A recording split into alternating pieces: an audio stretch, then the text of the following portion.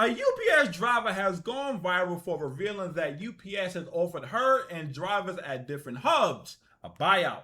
But why? We'll get into that in a second. But before we do me a favor and hit that subscribe button for more incredible content. They got rid of a bunch of drivers with the buyout, right? And now, at least at my hub, which I know quite a few other hubs might be doing this too. And me personally, I know a few drivers who were offered buyouts as well here in New York City, but let this continue. Now they're hiring people, and what they're doing is they're getting rid of the people at the higher rate and they're hiring them at the lower rate because we have a scaled progression and it takes 4 years to hit top scale. Now within that 4 years, we go up for contract in, I'm pretty sure it's 2028.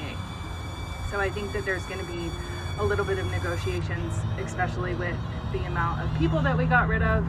So they could get a higher cap on basically their profit.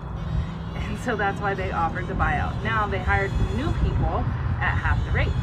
So I don't know, it's just the math. It is what it is. It's fine. I understand that the company's just trying to make as much money as possible. That's the whole point of a company. Now, the crazy thing is, right, what she just said, I've been told also by people I know that work at UPS. You know, I know a lot of drivers who've been there for years. I'm talking about they got, I think, a decade plus, so they making good money. I'm talking about houses. Dude has a motorcycle, like, so there are drivers who make very good money. And what he told me was that they are firing, well, not firing, but they're trying to incentivize them to leave in favor of bringing in newer drivers. And the newer drivers are only getting paid, I believe, is what, 50,000 to 60,000 a year, right? In comparison to the seasoned drivers who make over 6 figures. So these companies are trying to save money. And from a business standpoint, I understand it. From a moral standpoint, though, I personally think it's fucked up, but that's how business works. And one little piece of advice I want to give to each and every one of you guys watching my video right now is no matter how much money you are making, save as much as you can. Okay, not saying don't enjoy your life, but save as much as you can. We're going to let this continue, and I'm going to get back to you guys in a second. But yeah, so it just, I don't know. Sometimes you look at the way stuff is and you're like, oh, okay, it's just all about profit. And yeah, that's how these businesses operate. Yes, when we used to UPS used to hand out like turkeys and hams, and they used to give us a bunch of free stuff, and they would have raffles, and they really like gave you the sense of like they really cared about you as a person. Well, shit, in this economy, nobody can afford to care about nobody. Everybody fucking broke. Everybody in this economy is struggling like a motherfucker. We can't afford it. That's probably what they're thinking. And the crazy thing is, all these companies are moving into automation. They are trying to penny pinch as much as they can. And they cared about you because you were a part of the company. And now things aren't necessarily like that anymore. But I feel like that's like that in most places. Society has really moved away from us being a community and more into it's all about profit margins. Yep, that is true. Which is just sad. And also, I got an energy drink from Human Bean. So thanks, Human Bean. Love you. Bye.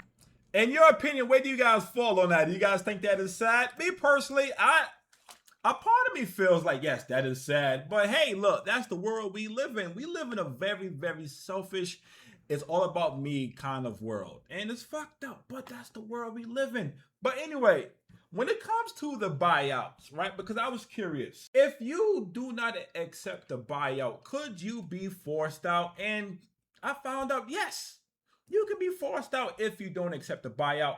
And the crazy thing about the UPS buyouts is that they come with a clause. And that clause says that if you accept your buyout, if you accept this money, usually, I'm not saying 100%, you cannot be hired back. You are basically signing away your right to ever work at a UPS again. And based off the information I was able to gather, feel free to correct me in my comments if I say anything wrong on this camera. The newer drivers are more on the chopping block for layoffs and cuts. Okay. So how it works is last in, first out. So the drivers with the most seniority, they have the most safety when it comes to these offered buyouts. So that's how that works. But these companies are not trying to fire the newer people. They're trying to hire more newer people because they want to save fucking money. And personally, like I said, as a morally, it's fucked up because everything is going up. And here these companies are going out of their way to lay people off so they can save some money. So at the end of the day, everybody's trying to save some money. And like I said, I think it's fucked up. From a business standpoint, though, I totally get it. Okay? Like I just said, we all broke. And evidently, these companies, I don't know if they're doing as good as they like to lead on. Now, oftentimes there are some companies who's doing very well, but they're greedy and they want to make even more money. And I personally think that's fucked up too. But anyway, there's a little bit more to this video, and then we're going to talk again. So what this UPS driver is saying is that the company is basically offering buyouts to a whole bunch of drivers, and then it's under the guise of, reducing the workforce. But what's really happening is they're just rehiring the drivers at lower rates because they're new drivers. Mm-hmm. So how much is this actually saving the company? Well, they're offering $150,000 Wait until you guys find out just how much the company is saving. Or up to $150,000 lump sum payments if you just basically say, okay, we don't want to work anymore, we'll take the money. But how much does this actually save the company overall? Well, it looks like the average cost for one of these drivers that is a senior driver is about $120,000 to $160,000 when you include things like benefits and overtime. And what they can do is they can hire these new drivers at just $50,000 to $80,000 each in their first couple years.